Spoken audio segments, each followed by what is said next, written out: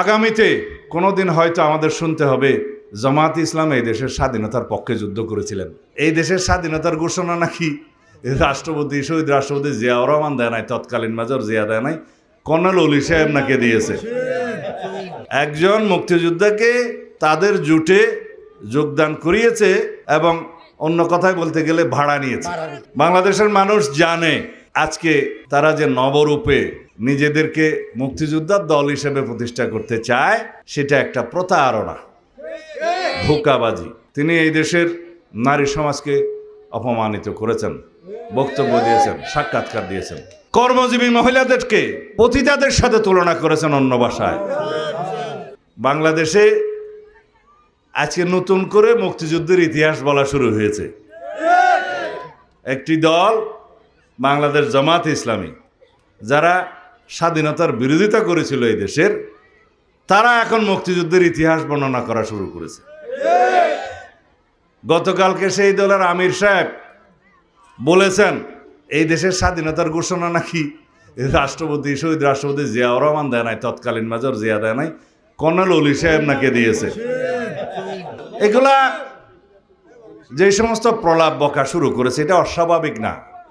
কারণ যারা বাংলাদেশের স্বাধীনতার বিরোধিতা করেছিল, তারা বাংলাদেশের স্বাধীনতার ইতিহাসকে বিকৃতি করবে, এটাই স্বাভাবিক। বাংলাদেশের মানুষ জানে আজকে তারা যে নবরূপে নিজেদেরকে মুক্তিযোদ্ধার দল হিসেবে প্রতিষ্ঠা করতে চায়, সেটা একটা প্রতারণা, ধোঁকাবাজি। এবং তারা বলছে তাদেরও নাকি একজন মুক্তিযোদ্ধা আছে। একজন মুক্তিযোদ্ধাকে তাদের জোটে যোগদান করিয়েছে এবং অন্য কথায় বলতে গেলে ভাড়া নিয়েছে বলে তারা সাইনবোর্ড দেখাচ্ছে তাদেরও একটা মুক্তিযোদ্ধা দল আছে, মুক্তিযোদ্ধা আছে।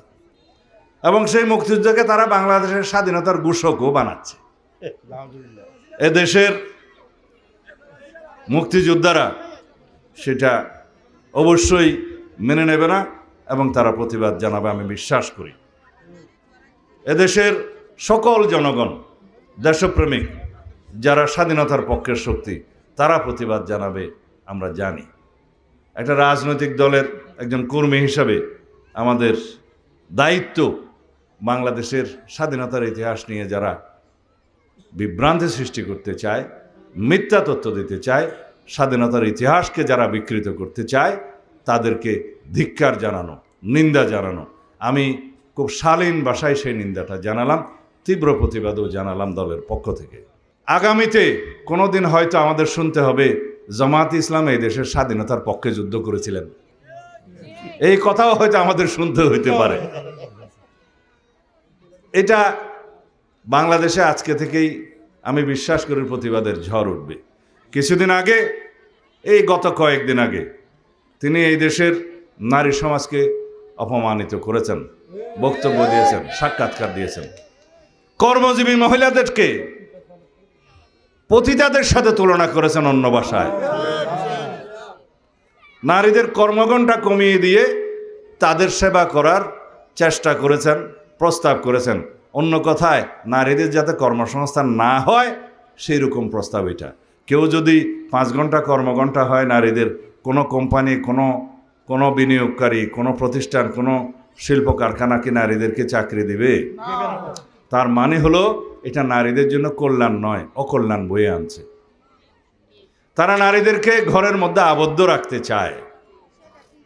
এদেশের নারী সমাজের অগ্রগতি চায় না, প্রগতি চায় না।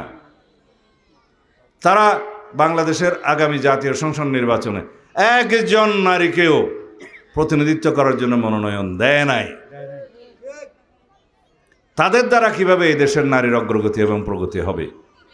আমরা এই দেশের সকল জনগণের অগ্রগতি চাই, প্রগতি চাই।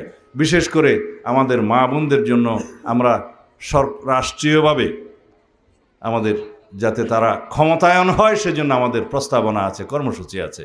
আমরা নারীর ক্ষমতায়ন চাই, নারীর মর্যাদা বৃদ্ধি চাই এবং তাদের নিরাপত্তা নিশ্চিত করতে চাই। এটা আমাদের নীতি।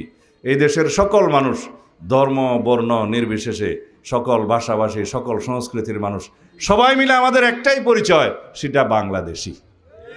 এবং এই বাংলাদেশি পরিচয়ে এই জাতি ঐক্যবদ্ধ করেছিলেন শহীদ রাষ্ট্রপতি জিয়াউর রহমান। সে সকল মানুষকে ঐক্যবদ্ধ করে এদেশের সকল জনগণকে একই পরিচয়ে বাংলাদেশি হয়ে আমাদেরকে ঐক্যবদ্ধভাবে এই বাংলাদেশকে এগিয়ে নিয়ে যেতে হবে। এটাই আমাদের নীতি। আমাদের নীতি আছে, পরিকল্পনা আছে। পরিকল্পনার ভিত্তিতে আমরা কর্মসূচি গ্রহণ করেছি। সেই কর্মসূচি বাস্তবায়ন করে এই দেশকে আমরা এগিয়ে নিয়ে যাব ইনশাআল্লাহ। সেই জন্য আমার নেতা, আপনাদের নেতা, বাংলাদেশের গণমানুষের নেতা জনাব তারেক রহমান বলেছেন ওনার একটি পরিকল্পনা আছে। তিনি বলেছেন আই হ্যাভ এ প্ল্যান। সেই পরিকল্পনা এই দেশের মানুষের জন্য, এই দেশের জন্য, এই দেশের নিরাপত্তা নিশ্চিত করার জন্য, এদেশের স্বাধীনতা সার্বভৌমত্বকে রক্ষা করার জন্য, গণতন্ত্রকে শক্তিশালী করার জন্য। এই গণতান্ত্রিক সংস্কার হবে রাষ্ট্র কাঠামো মেরামতের মধ্য দিয়ে। এই গণতান্ত্রিক সংস্কার হবে সংবিধানের গণতান্ত্রিক সংস্কারের মধ্য দিয়ে। আমরা বিচার বিভাগের পূর্ণাঙ্গ স্বাধীনতা চাই, গণমাধ্যমের পূর্ণাঙ্গ স্বাধীনতা চাই, নির্বাচন কমিশনের স্বাধীন নির্বাচন কমিশন হিসাবে যাতে কাজ করতে পারে সেজন্য আমাদের সুস্পষ্ট প্রস্তাব আছে। সংস্কার কমিশনে আমরা একটা প্রস্তাব করেছি। যদি তত্ত্বাবধায়ক সরকার প্রতিষ্ঠিত হয়, যা হয়ে গেছে ইতিমধ্যে, যেটা আমাদের আন্দোলন সংগ্রামের প্রধান একটা উদ্দেশ্য ছিল, তত্ত্বাবধায়ক সরকারের অধীনে নির্বাচন হবে আগামীতে। স্বাধীন নির্বাচন কমিশন সেই নির্বাচন পরিচালনা করবে, বিচার বিভাগ স্বাধীন থাকবে, গণমাধ্যম স্বাধীন থাকবে। তাহলে এই প্রতিষ্ঠানগুলো যদি স্বাধীনভাবে গণতন্ত্রের রক্ষা কবচ হিসেবে কাজ করে, এই দেশের গণতন্ত্র নিয়ে আর কেউ ছিনিমিনি খেলতে পারবে না। তাহলে আমাদের গণতান্ত্রিক অধিকার নিশ্চিত হবে, মানবাধিকার প্রতিষ্ঠা হবে। গণতান্ত্রিক অধিকার, মানবাধিকার এবং সার্বিক অধিকার, সমস্ত অধিকার আমরা বাস্তবায়ন করতে পারবো, প্রতিষ্ঠা করতে পারবো। তাহলেই পরে একটি শক্তিশালী বাংলাদেশ বিনির্মাণ হবে। যেই বাংলাদেশের স্বপ্ন আমাদের শহীদরা দেখেছিলেন, 24-এর ছাত্র গণ অভ্যুত্থানের শহীদদের আকাঙ্ক্ষা অনুযায়ী, তাদের প্রত্যাশা অনুযায়ী, এদেশের গণমানুষের প্রত্যাশা অনুযায়ী আমরা একটা শক্তিশালী গণতান্ত্রিক রাষ্ট্র বিনির্মাণ করব ইনশাআল্লাহ। এই আমাদের প্রতিশ্রুতি, এই আমাদের অঙ্গীকার। বিএনপির প্রতিশ্রুতি দেয়, প্রতিশ্রুতি রক্ষা করে। ইনশাআল্লাহ আমরা সবাই অঙ্গীকারাবদ্ধ। আমরা সকল সংস্কার প্রস্তাব যেগুলো জুলাই জাতীয় সনদে উল্লেখিত আছে, স্বাক্ষরিত হয়েছে, সকল কিছু আমরা বাস্তবায়ন করব প্রতি অক্ষরে অক্ষরে। Well done, side by side, free.